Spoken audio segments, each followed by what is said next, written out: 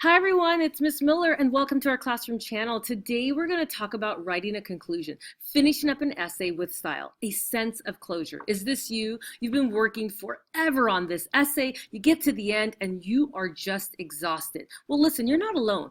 There's something about the ending that just throws everyone off. It's really rather taxing. There's the end of a relationship, there's the end of a marriage, there's the end of a mile, there's the end of a movie. No one ever wants to get to the ending. Well, today what I'm going to do is show you a formula for getting to the end of your essay. And no, you don't rest. This is called the rest formula. It's a 4-sentence approach. You don't say, okay, I'm at the end, I'm going to take a nap. No, you might want to remove yourself and rest and then come back when you're fresh to begin your conclusion. Here is what it looks like. Here's the acronym. So the R in rest stands for restate the thesis. Say it again, say it first, and say it differently. Those are 3 qualities that will help you when you construct that restatement. And here's what it looks like. So for example, let's take the story Gatsby by Francis Scott Fitzgerald. And the prompt, let's say, if for your essay is Daisy's love for Gatsby real? Right?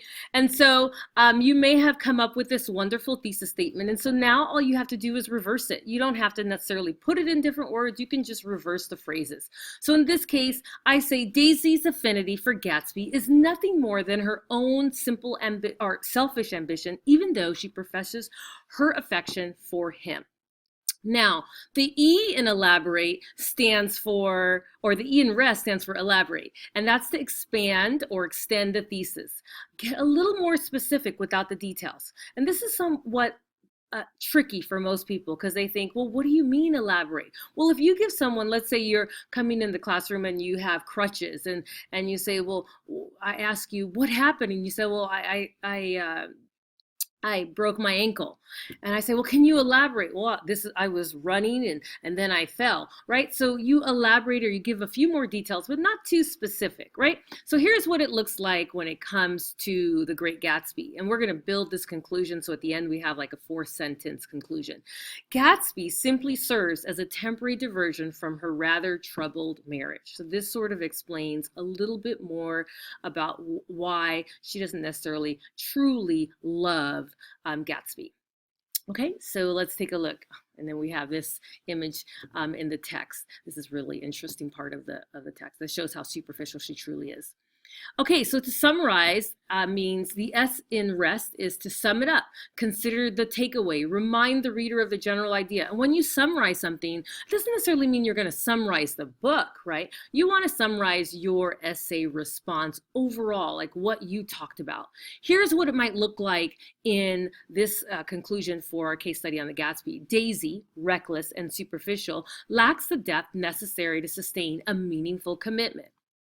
All right, so here she is at the party, right? And we've got Gatsby on one side and Tom on the other. So she really just can't make up her mind, right?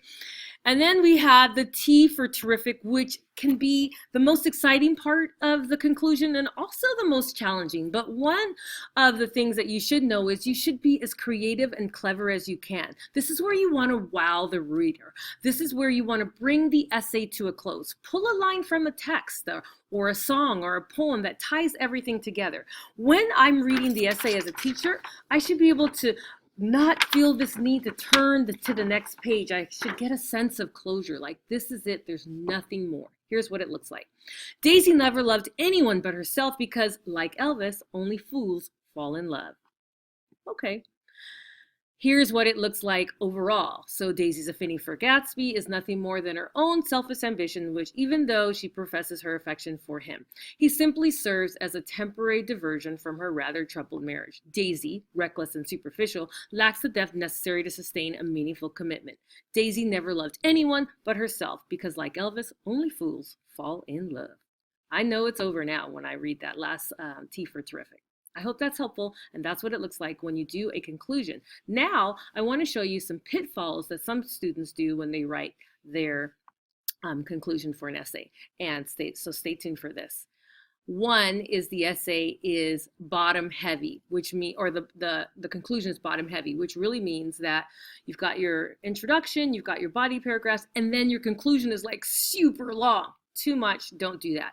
Two is don't give us new information. If the essay's about, Daisy and whether or not she truly loved Gatsby, don't start all of a sudden telling us things that you didn't tell us in the essay. This is kind of, you don't want to do that. And then next is planting evidence. Don't say, oh, you know what? She didn't love him. So here we go. Let me show you some more examples. No, this is not the time to do the examples or evidence from the text. That's in your body paragraph. So avoid these when you're doing your conclusion.